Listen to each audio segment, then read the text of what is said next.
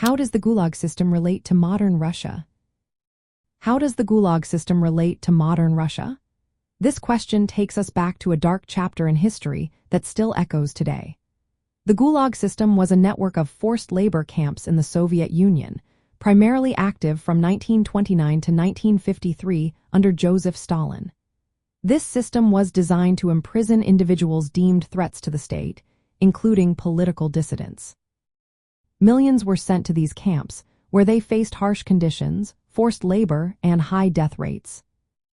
After Stalin's death in 1953, the Gulag system began to be dismantled. Many camps closed, and numerous prisoners were released. However, the legacy of the Gulag did not simply vanish. The methods and infrastructure established during this time have influenced how the Soviet state, and later Russia, managed prisons and political repression. In modern Russia, we can still see elements of the Gulag legacy in the prison system.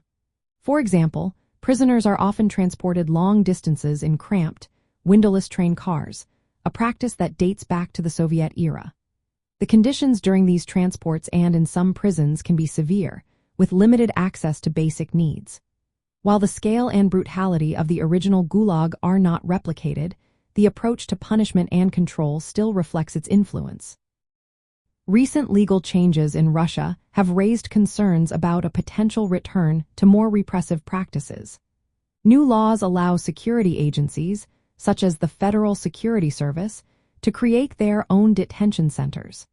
This has led to fears that these changes could result in a new wave of political repression, reminiscent of the Gulag's purpose of silencing dissent.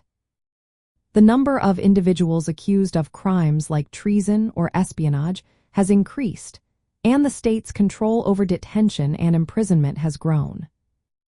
From a communist viewpoint, the Gulag is sometimes seen as a necessary tool for protecting the revolution and maintaining order during a time of intense internal and external threats.